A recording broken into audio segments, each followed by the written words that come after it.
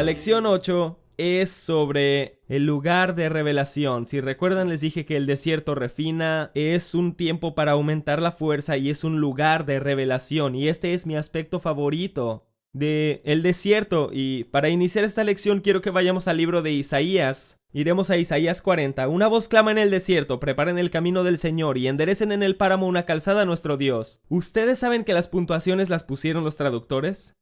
Personalmente creo que se equivocaron aquí. Yo creo que estos dos puntos, ven estos dos puntos en el desierto, debieron haber estado de este lado. Una voz clama. Dos puntos, cita. En el desierto preparen el camino del Señor. ¿Por qué creo esto? Enderecen en el páramo una calzada a nuestro Dios. Entonces la calzada se prepara en el desierto. ¿Ven lo que digo? Sí, Juan es la voz que clama en el desierto. No malentiendan lo que digo, pero creo que este es el significado. Bueno, y eso solo es una consideración, no la sacaremos de proporción, pero esta es la cosa. Mira lo que Dios sigue diciendo. Una voz clama: en el desierto preparen el camino del Señor, enderecen en el páramo una calzada a nuestro Dios. Ahora, la pregunta que tenemos es, ¿qué es esta calzada? ¿Verdad? ¿Cuál es el camino que se está preparando en el desierto? Miren esto, es asombroso. Si vamos a Isaías 35, 5 capítulos antes, el desierto y la soledad se alegrarán. Allí habrá un camino. ¿Dónde es allí? El desierto. Un camino empedrado que será llamado camino de santidad, y no pasará por allí nada impuro. Entonces, el camino donde lo torcido se endereza y lo áspero se suaviza y las montañas se allanan, los valles se elevan, este camino se llama camino de santidad. ¿Por qué es tan importante? Porque el escritor de Hebreos dice: busquen la santidad sin la cual nadie podrá ver al Señor. Ahora, cuando lees ver al Señor, no creas morir, ir al cielo y no ver a Dios. Yo lo veo justo así. Como yo lo veo es como ver al presidente. En mis 59 años, creo que tú y yo hemos estado bajo unos 12 presidentes. Sí. Hemos pasado por 12, ¿verdad? Sí. Yo jamás he visto al presidente de la nación. Nunca en mi vida he estado en la presencia de un presidente de los Estados Unidos. ¿Ok? Pero hay otros americanos, trabajan con el presidente cada día, son amigos del presidente, ellos están en su presencia, lo ven a diario. ¿Ok? Cuando el escritor de Hebreos dice: busquen la santidad, sin la cual nadie verá al Señor, dice: si realmente quieres estar en la presencia de Dios, tienes que buscar la santidad. Y me encanta que el desierto, porque recuerden, no podemos ver nuestras propias impurezas. El horno del desierto es lo que las expone para poder purificarnos, para poder disfrutar de su presencia. Y yo creo que si somos honestos, si estás viviendo en pecado y en desobediencia al Señor, no disfrutas la presencia del Señor. Es como, bueno, si yo estuviera cometiendo adulterio contra Lisa, metiéndome a la cama con otras, ¿sí? Y yo tal vez sigo técnicamente casado con ella, pero ella no compartirá secretos de su corazón. La presencia de Dios, cuando escuchas la palabra, es intimidad con Él. Así es. ¿Saben? Las personas me preguntan todo el tiempo, dicen: ¿de dónde sacas la sabiduría de estos libros? Y digo: intimidad.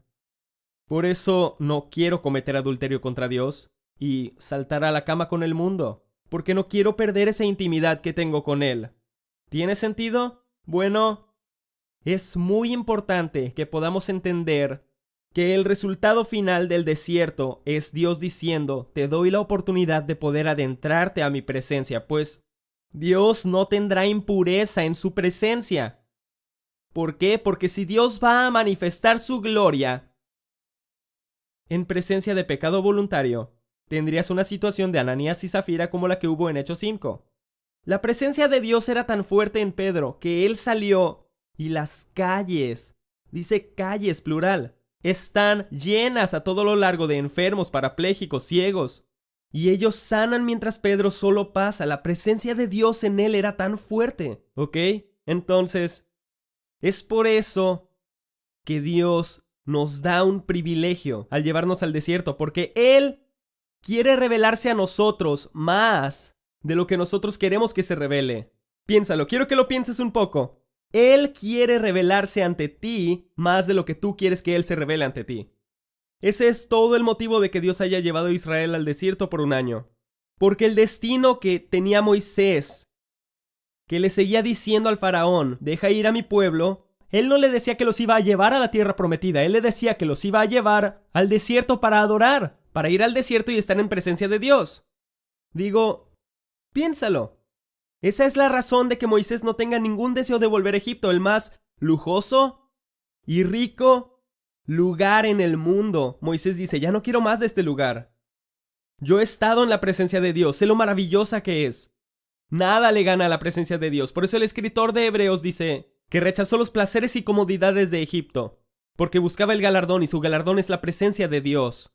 Entonces, Moisés cuando los saca, los lleva al desierto y ¿sabes a dónde se dirigen? Al monte Sinaí. Ahí es donde está la zarza ardiente. Dice, quiero que conozcan a Dios igual como yo lo conocí, porque ya que conozcan a Dios no van a querer volver.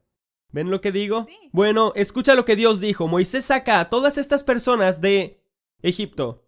Ahora están al pie del monte Sinaí y esto dice Dios. Dice, ustedes han visto lo que he hecho con los egipcios y cómo los he tomado a ustedes y los he traído hasta mí. Estas mismas palabras le dirás a los hijos de Israel. Él le hablaba a los 3 millones de israelitas. La única razón por la cual te saqué del mundo, Egipto, es para acercarte a mí. Porque yo quiero una relación contigo. Digo, ¿te imaginas si estoy viendo a mi esposa cargar con nuestros 4 hijos y por 9 meses debo tolerar esta ausencia de mi hijo? Veo cómo Lisa lo abraza. Oh, lo sentí patear. Oh, y yo digo, ¿por qué tú sí puedes hacer esto? Yo ni siquiera puedo verlo por 9 meses.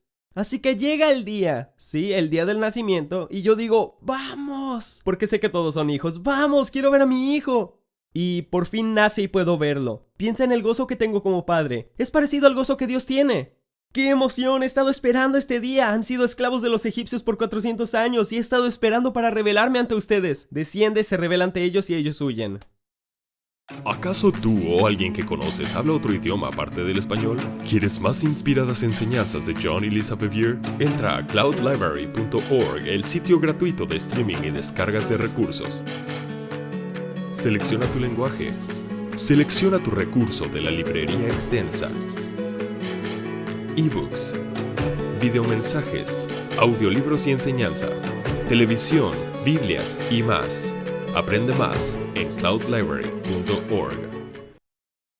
Así que ahí está el verdadero problema que causa las quejas y las murmuraciones, porque el pueblo estaba más interesado en las bendiciones de Dios que en su presencia, mientras que Moisés estaba más interesado en la presencia y decía, está bien tener bendiciones.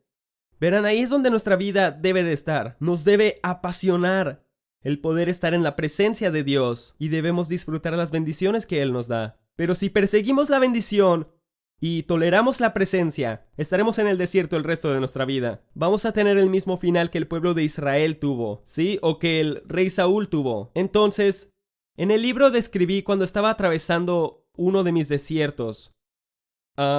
Y digo desiertos, es interesante, el primero duró 18 meses y lo describí en la última sesión cuando intentaba dar a luz a un Ismael, ¿verdad? Bueno, ahora estoy atravesando un desierto diferente. Digo, mi jefe, el jefe de mi jefe, todo el mundo quería despedirme, me están culpando por cosas que ni siquiera hice. Bueno, fue una prueba del desierto completamente diferente. El primero solo era la ausencia de la promesa. Ahora soy un pastor de jóvenes predicando y recibo ese maravilloso alivio de finalmente poder predicar porque ese es mi llamado. Pero ahora todos están tras de mí, digo, todos los que son importantes en mi vida, y me acusan de cosas que ni siquiera hice, así que es un desierto diferente. Y recuerdo que Dios me habló, y la manera en que todo este desierto comenzó fue que aquí estoy, un pastor de jóvenes, y estamos en la más grande estación de televisión de toda Florida Central, el sábado en la noche a las 10. Y deben recordar que en los 80s la televisión lo era todo. No habían redes sociales, no había YouTube, no había nada de esto. Así que lo único que la gente veía en ese tiempo era la televisión.